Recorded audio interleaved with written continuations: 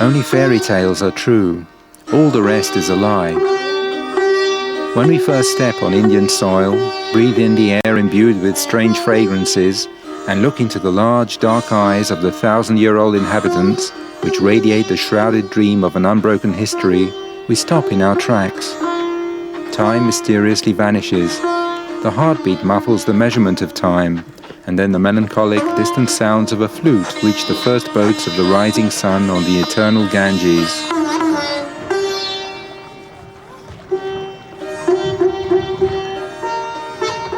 We suddenly hover in the timeless, self-conscious synchronicity of past ages lying in the palm of our hands. What has really happened?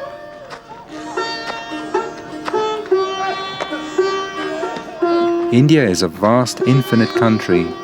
No statement about it holds true entirely. No matter what you say about this magnificent land, in the end the truth is always different.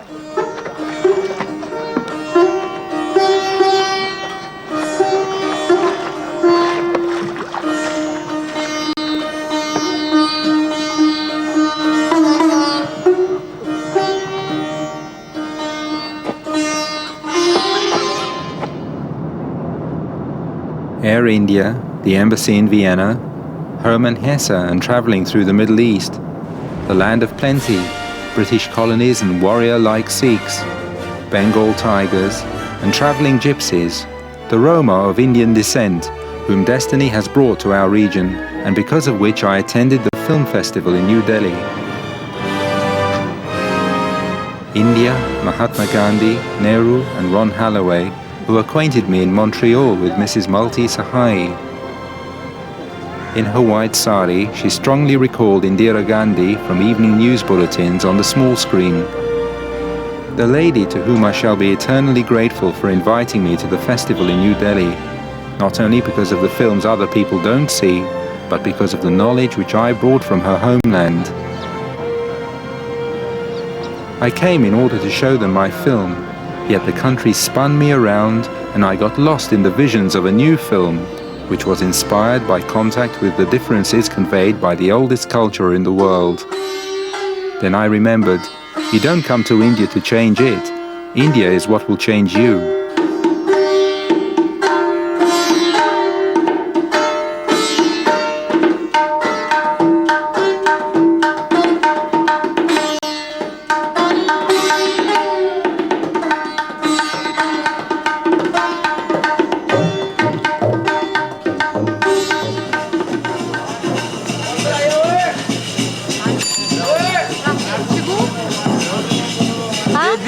Baby sheep.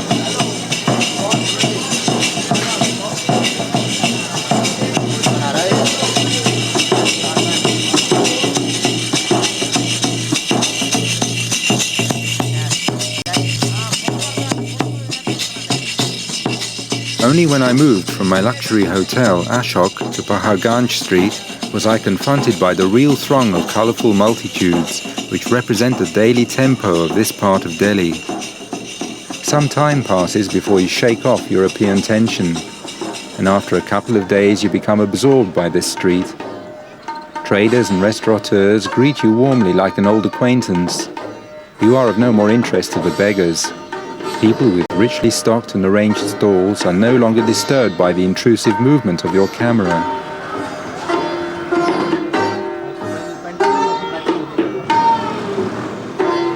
All larger cities in India have three distinctly different areas.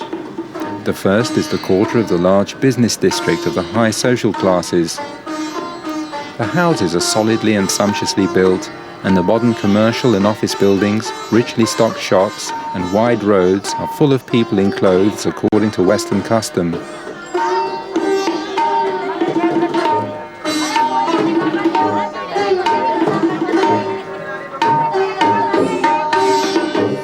The The second part of a city conforms more to a real Indian quarter.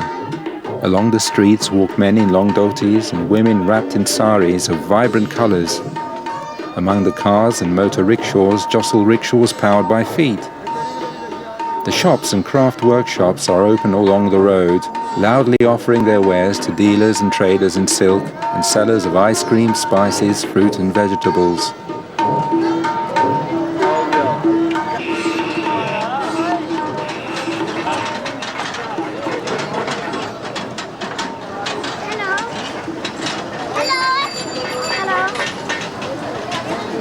The third part differs noticeably from the first two.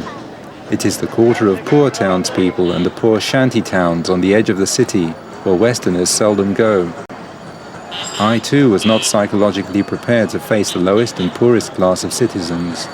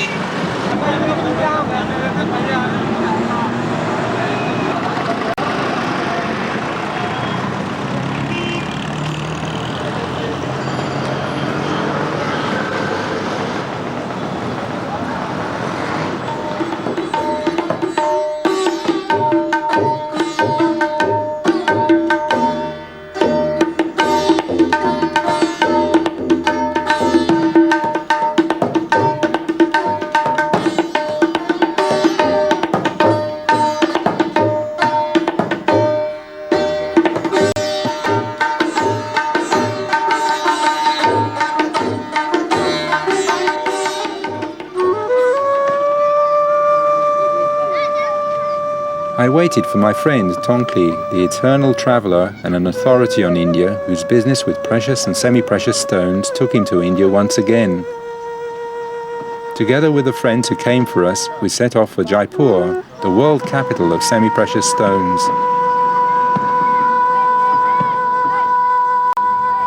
India is an immensely large country, a cluster of different nations and languages, which is why it is impossible to speak of one single unified culture.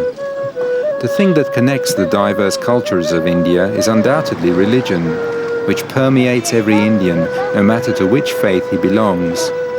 Its energy, radiated by the crowds, is present all the time. You feel it like the thick air that surrounds you. For more than 3,000 years, religion has been the mainstay of culture in this country, which is one of the oldest centers of civilization in the world. Hinduism has had by far the most important influence on the life of India. The central tenet of Hinduism is a respect for all living beings.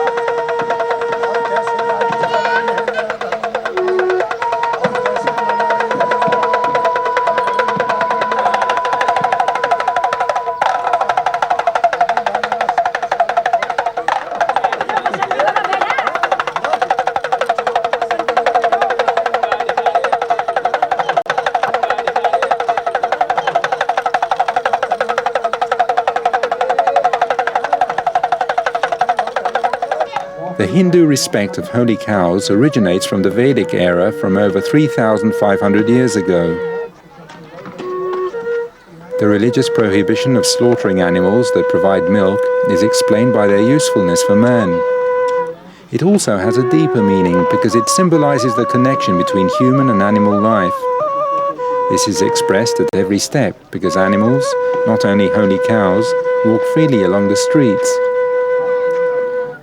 Instead of cats, monkeys are everywhere to be seen. Instead of pampered dogs, there are curious and cheerful goats, which boisterously rummage through the personal belongings of bathers in the holy river. Nobody will destroy a mangy dog for being what it is, or the young handicapped puppy which had to learn to walk on 3 legs. Nature itself will take care of that.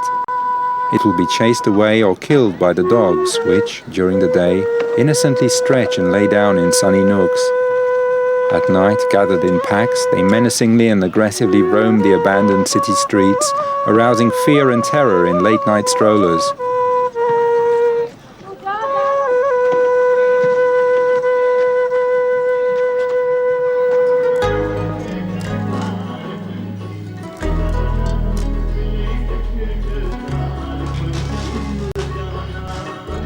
Not bad, I mean, somebody will like it with semi-precious stones, star shape also, no? Yeah. Stones. And we can try a few pairs and then we will see, no? This is bracelets with stones. When trading with Indians, it is worth remembering 2 rules. For the things you don't know about, you'll pay for your lesson. And second, don't buy if you don't have enough time, otherwise you'll have to pay. However, once we pay for our lesson and remove the facade of mistrust, we discover a new India, deeply spiritual and congenial. Here, business is chiefly meditation, feeling, a mixture of passion and understanding, and sense for degree. This is your necklaces, so I don't know if you want to... My friend Tongkli and I paid a visit to his long-term business partner and colleague, one of the most famous and reputable Jaipur traders of semi-precious stones. Satish, whose cosmopolitan, serene face immediately captured one's heart, warmly introduced his family.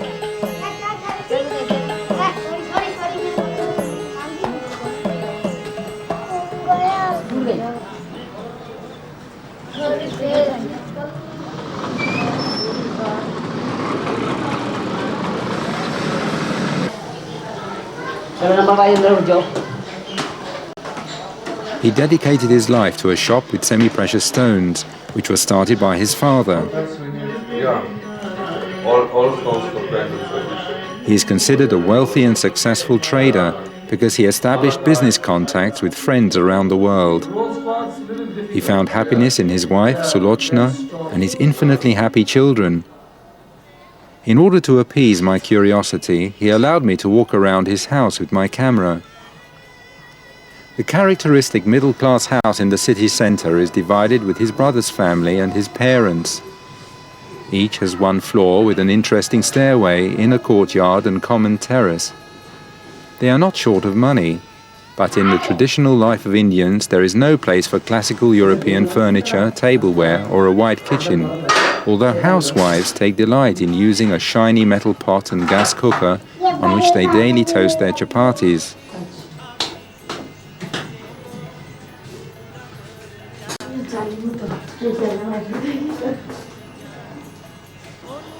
Here, satellite television is nothing special. The brother is involved in organizing large weddings, which alternate from day to day, irrespective of the time, place and who attends. The number of wedding guests may run into thousands. Indian families spend most of their lives on large terraces, where sounds from the noisy, restless streets do not reach.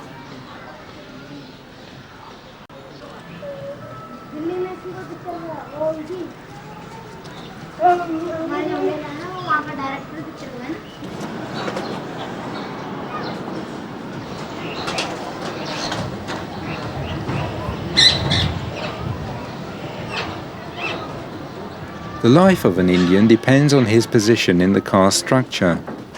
Although the castes have been abolished with the constitution, in everyday life the system is still respected.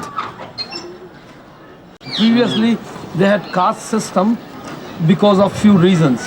One of them, first of all, is king doesn't want to give the whole power in one society or in one man. So he divided in 4 parts. This was the benefit for king. The first benefit, because somebody has money power, somebody has body power, somebody has mind power, intelligence power. So like that they divide in 4 parts. First part was warrior caste. So warrior caste means they have to fight on the border. against the enemies or who want to kill you or who want to disturb you. So they are allowed to eat meat, drink liquor to make them aggressive if they want to fight. But they are not allowed to keep money. They are not allowed to read much. I mean, not much, yeah, just a little bit to understand language, this, that, calculation, a little bit sometimes. But they are not really allowed to read a lot, like Brahmin. So they can read a little bit and they can live their life. And then there is another part is Brahmin Caste. Because they have to teach people, children, they have to make them educated. They were called, like teacher, you can say, simple word for Brahmin is teacher. They are teacher. And teachers can be teacher for warriors, teacher can be for business class, teacher for teachers, and teacher for labor class also, lower class.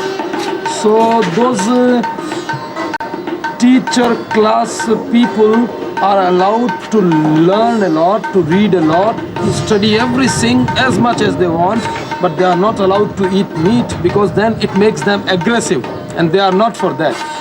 They are for peaceful life and nice life and for teaching with love, more spirit life, right? And then there is business caste. They are not allowed to read lot, they are not allowed to learn lot, but they are allowed to keep money.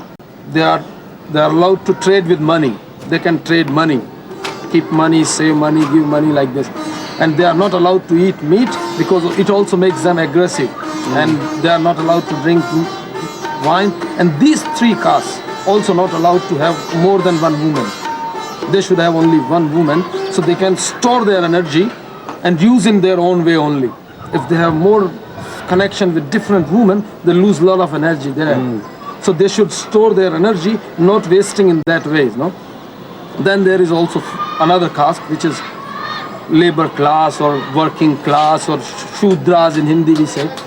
That caste is like, we have very many things except these, like cleaning, like making things, shoes or whatever. For them, because they have to work bodily, so they must be strong enough. So they should eat meat. They must be strong in body. And they are not allowed to trade money. They are not allowed to read much.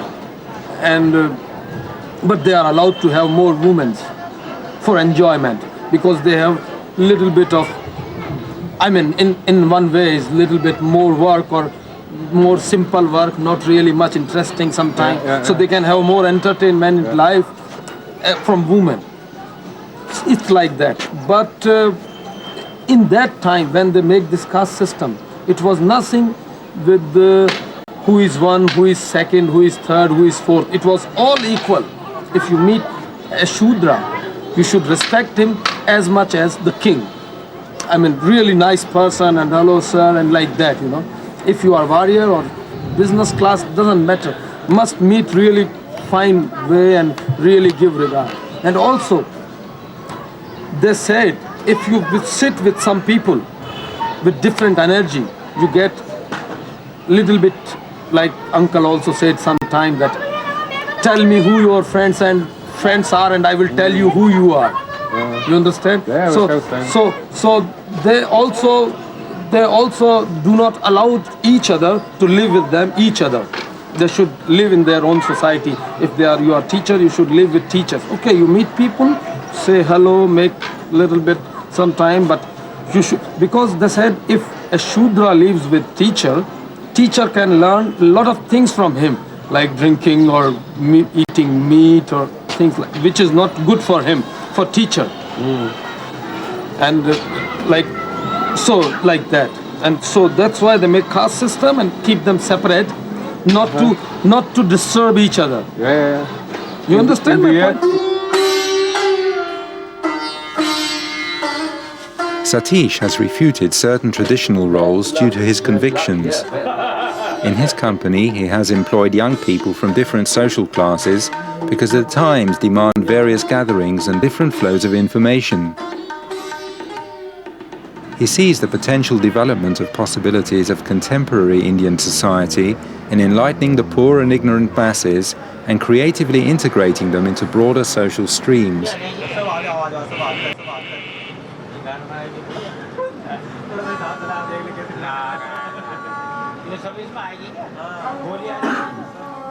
Satish's main supplier of semi-precious stones, Ashok, belongs to the Brahmin Caste and keeps in his collection some old valuable manuscripts.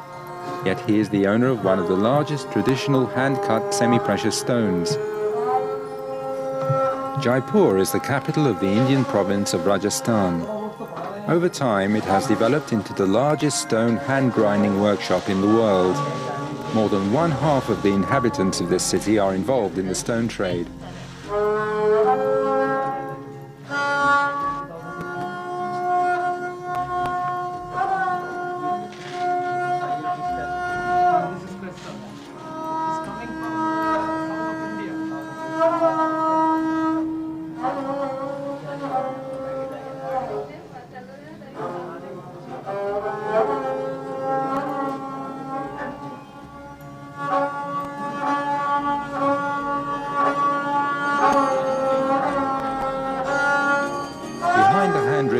Machines sit grinders of different ages because it takes years for one to be trained as a top expert.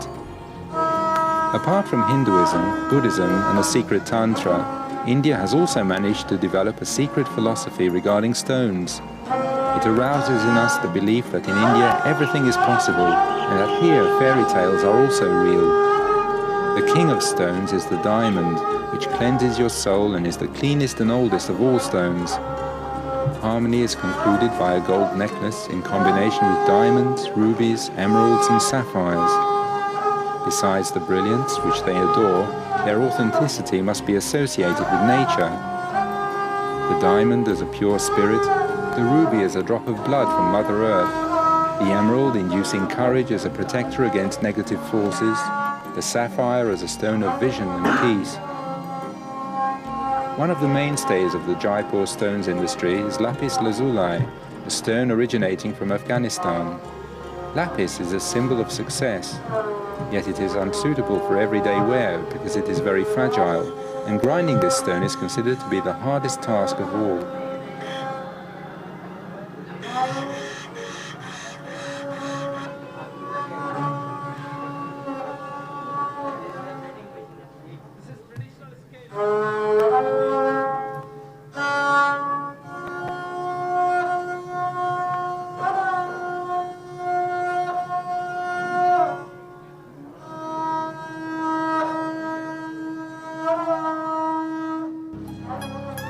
The most beautiful and most widespread stone in India is Moonstone, the stone of spiritual energy. One could list them: garnet, citrine, amethyst, turquoise and rock quartz. For each one there is research on the workings and influence on one's health and well-being.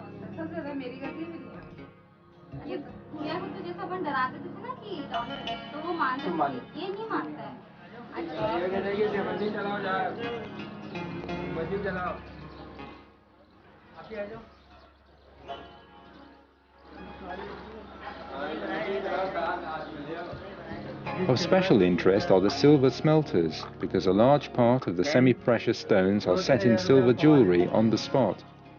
All the processes from smelting to setting and polishing the jewellery run in one place under the watchful eye of an expert.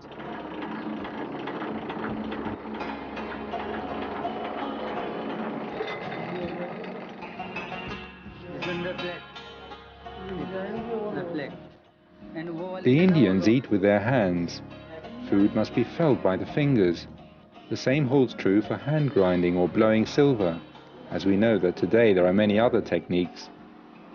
Every blower will explain to you that by blowing silver, the product is imbued with a spirit, something they really believe in. Everything we do is done out of love and because of love. Love also opens a new chapter in our Indian fairy tale.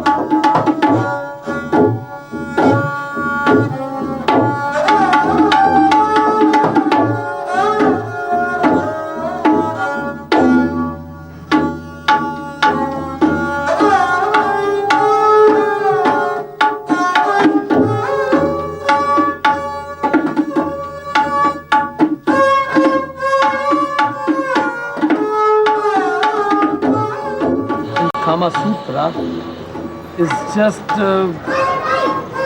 evaporate your feelings, because all these feelings comes through society in your mind, and then you think different things about Kama Sutra, and you want to fuck a girl when she is standing on head and legs up, or three girls around you, and this is all pictures made by people who knows much about sex and who want to give you some pictures to sit and look at it and meditate on it. Yeah, but Kama Sutra also has a big tradition.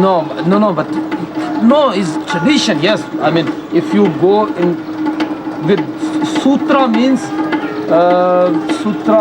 like a program of karma, means sex program. So if you go with program in sex, into the sex, then it is like meditation.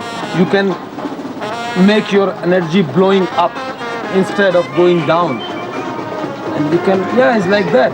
So talking to him in Khajuraho, you never been there, we should go one time. In Khajuraho they have one temple, Jain temple, very famous temple, and it has maybe thousands of statues. Oh yeah, Jain is your religion. Jain temple, yeah. But outside, thousands of temples, thousands of statues in different action of sex. Different action, like one woman standing like that or like this, or man doing. So they said, if you want to enter in the temple, you should stay outside, watch all these statues with different action of the sex and meditate on those. And then if you feel relaxed, evaporate from the sex, then you can enter in and really pray to the God, the real God is in then. This is, you must sit outside first, and if you feel totally free from this, not totally free, but I mean, if you don't feel occupied with this, then you can enter in and meditate more, better. They said like this. And it is very true. I mean, I don't know actually real experience, but I feel that it should work because we are always occupied by mind, you know, and they said that sex is an act, and acts always controlled by mind. And love is not an act, it's a feeling, and it should come through your heart, not through your mind. Love always come from your heart. You understand my point or not?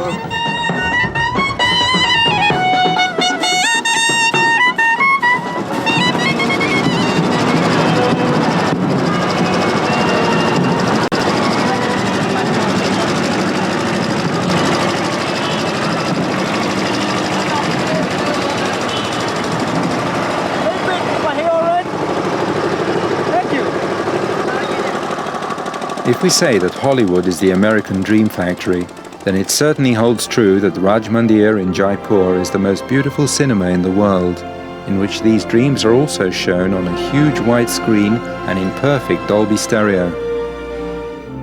Diamonds, rubies and sapphires are exchanged for lighting of all colors of the spectrum that illuminate the interior and exterior of the movie theater, thus symbolically illustrating the basic activity of the city of Jaipur. The Indian Dream Factory is as old as film itself and represents one of the most profitable industries in India. Over 700 films of different types and genres are shot each year in the many studios of large cities such as Bombay, Calcutta and New Delhi. That's 3 films per day.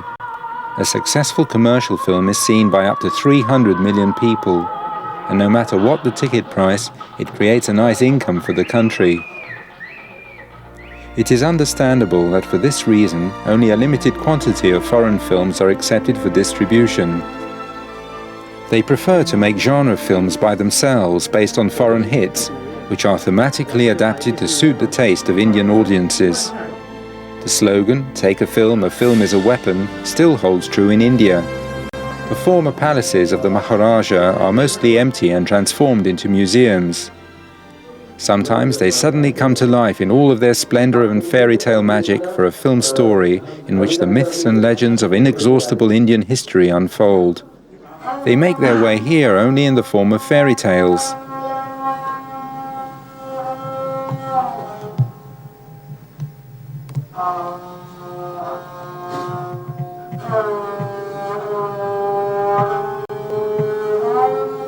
Mr. Khan is one of the greater, highly acknowledged film directors and producers.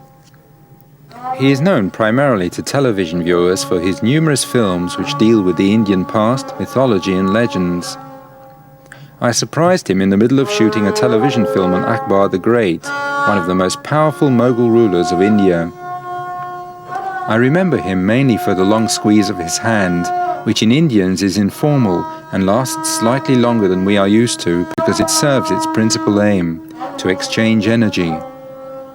With a friendly grip, you also feel this energy. I took some shots of a professionally experienced film crew and set off straight to a new fairy tale.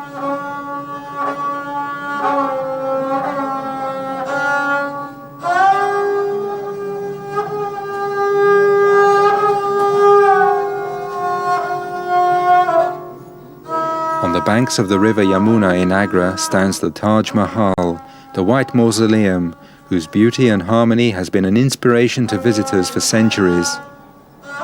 The building itself was erected from inspiration, for if architecture can express emotion, the Taj Mahal is surely the greatest symbol of love ever built by man.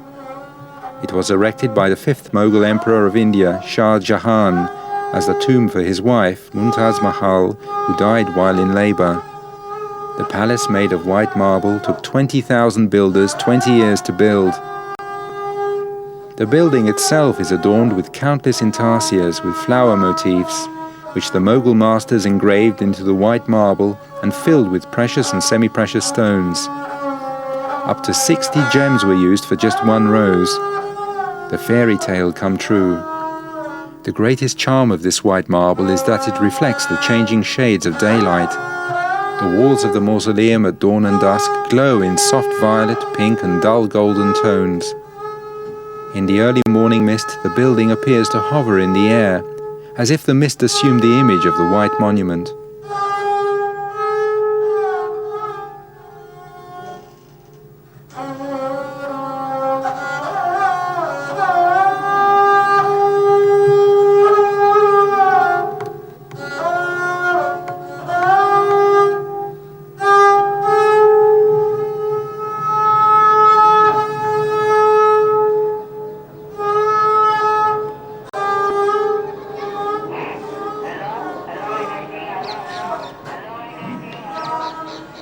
Good to make something nice and make money also, why not? Money is important, one of the important energies on the earth these days, not before 2000 years, but these days money is important also, no doubt. I mean, no doubt at all. It is important. I mean, it is not everything. I told you that day, I mean, I was really shocked when not shocked, but I was really surprised, you can say, when Sulochana said this word. She was sitting in kitchen and she said, some people live to eat and some people eat to live. And it's big difference in two words. And which way is better for you? What do you think? Middle way. Middle way? Probably.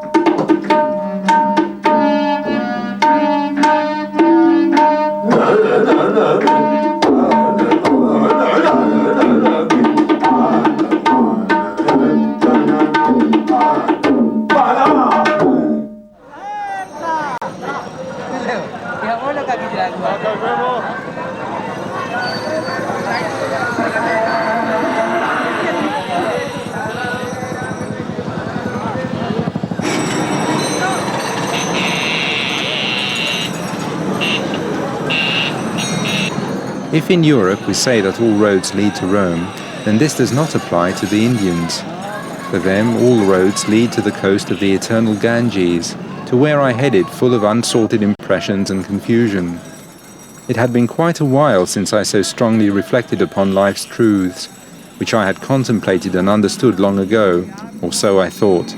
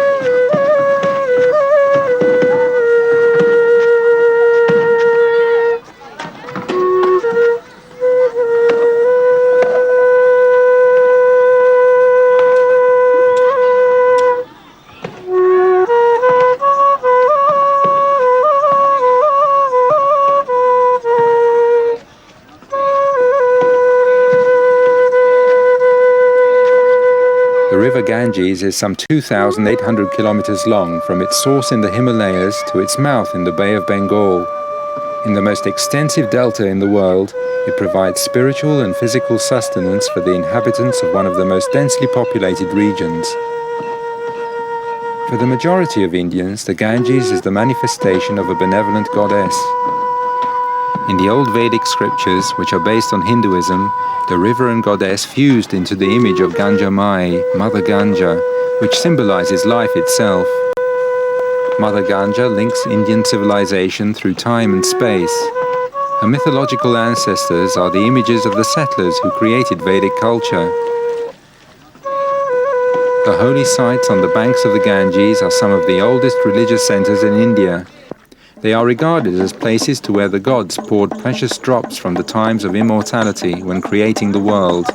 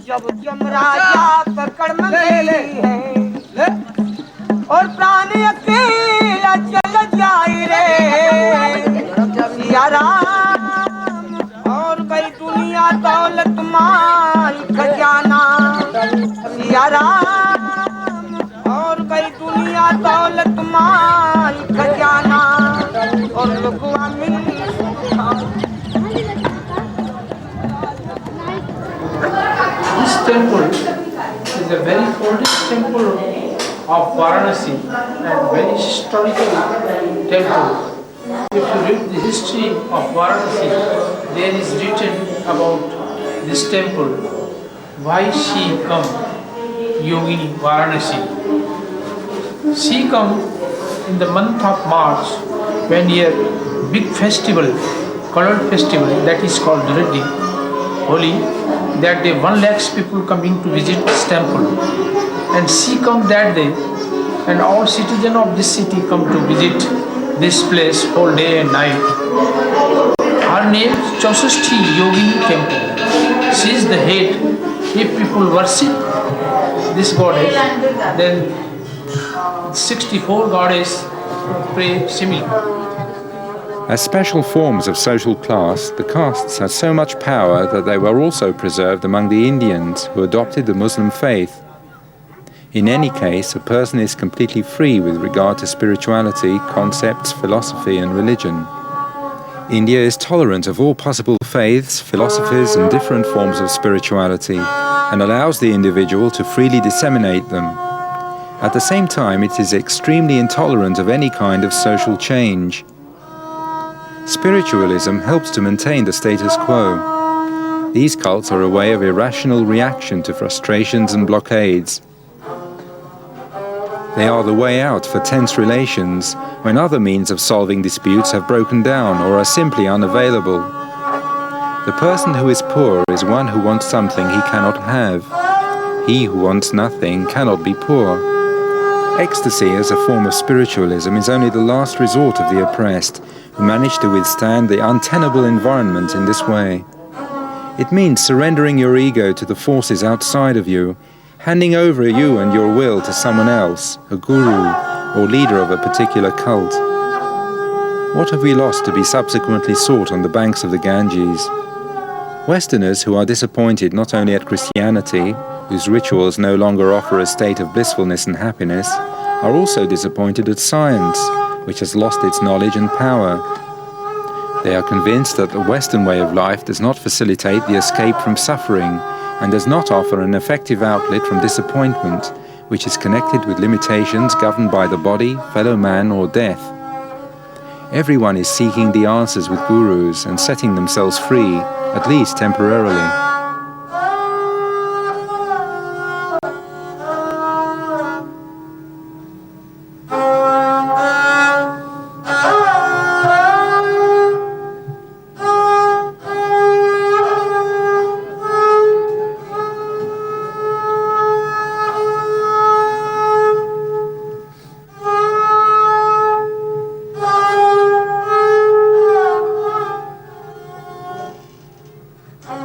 The greatest musicians of classical Indian music lived and were trained in Varanasi. This music is closely connected with nature, its seasons or movements of the sun. This melody, our music, with perfect time with nature. It is connected with nature. So, morning, different scale, evening, different scale, night, different scale, and some season, different scales. So, which one I play? This melody is perfect time when no sun, no moon. Is possible play to up till 9 night. This melody, like example, some kingdom there, some king have much power. Same this melody, ga, do, re, mi, you can say mi, is very strong, like a king. And first I play, and this is the scale of this melody.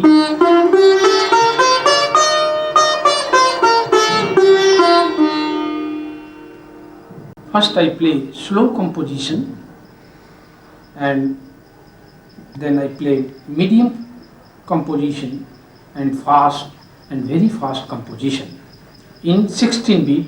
16 beat, can you speak 16 beat? 1, 2, 3, 4, 5, 6, 7, 8, 9, 10, 11, 12, 13, 14, 15, 16, la, na, di, na,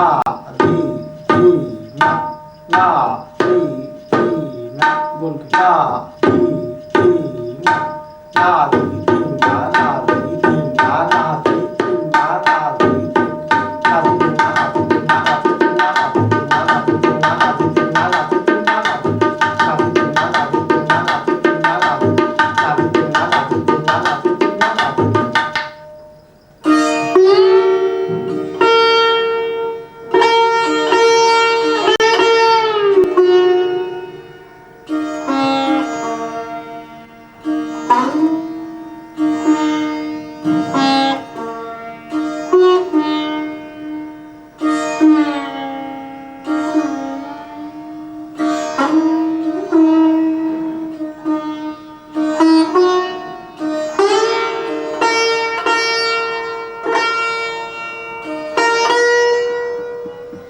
The music has a precisely defined content.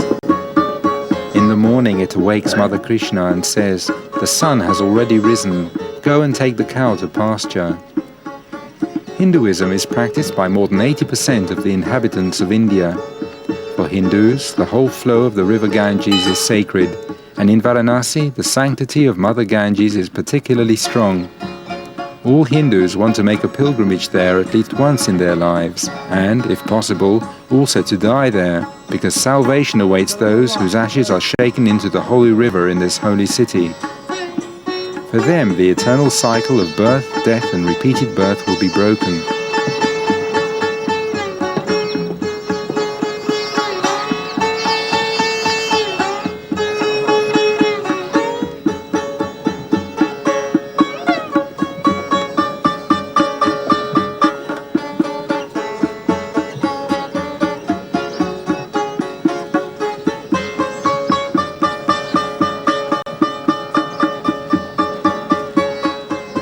Access to the river is made possible by 52 steps, holy places, that descend to the water.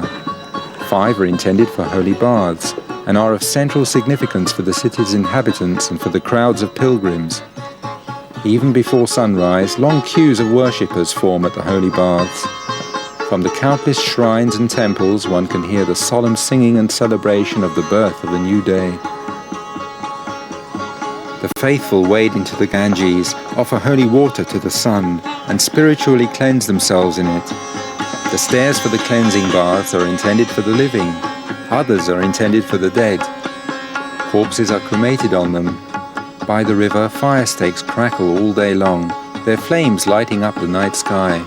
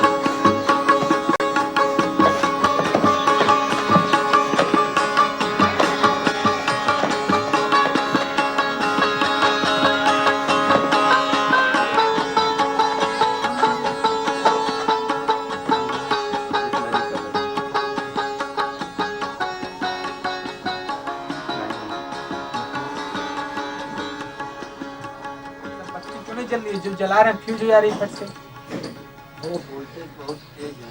Mannu जी का 500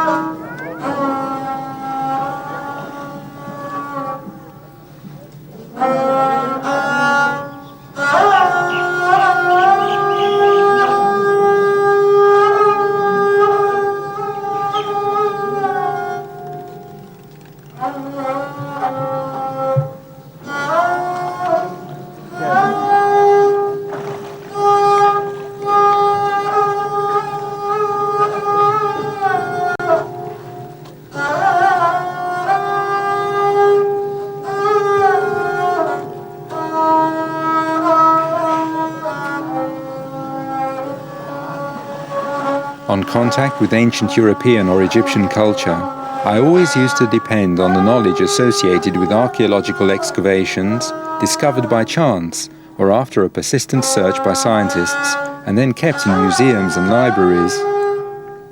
From the fragments of excavations from the past, institutes created visions of ancient Greece, Rome or ancient Egyptian culture and Atlantis, which may or may not have once existed.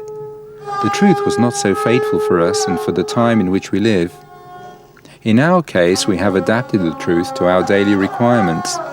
Now I was suddenly encountering a culture that has been developing continuously for several thousand years and which, irrespective of religion and time, has preserved a system of values throughout the millennia that has reached us practically alive and untainted.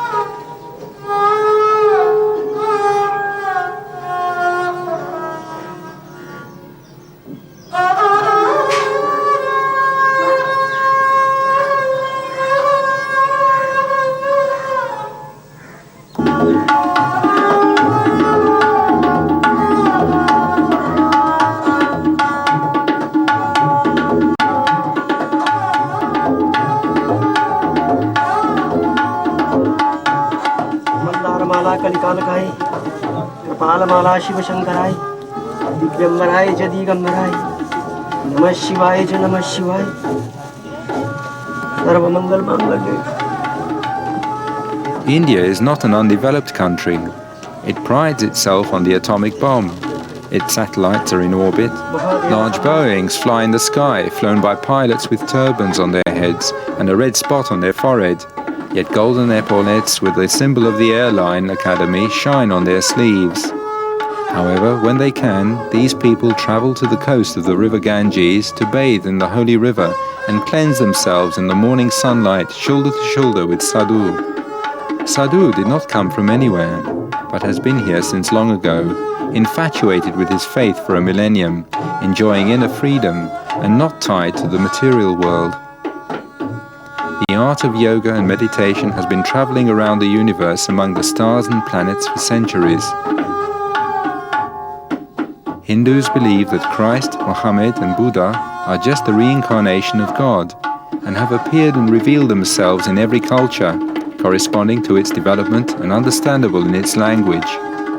Monotheism displaced paganism and destroyed the fairy tale world of the free soul and fantasy. The world of color shifted to the grey uniformity of one and created an intolerance of anything different. Atheism, together with revolution, and destroyed the primary energy that spiritually developed civilizations. For the moment, India has managed to avoid this. The uninterrupted flow of history is still unfolding peacefully along the banks of the Ganges. Paganism has preserved the direct fundamental relation to nature and all living creatures, and what is particularly important, a tolerance of differences.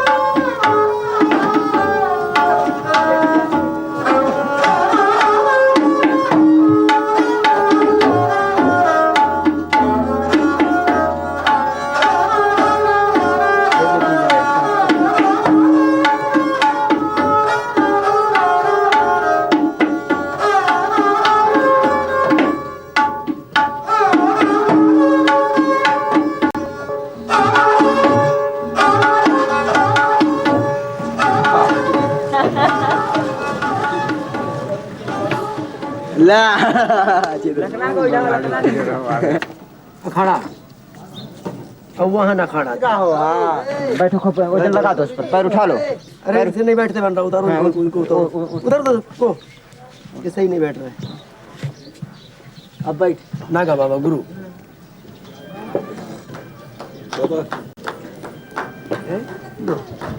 No, no, Baba. No, Naga Baba. This Naga Baba.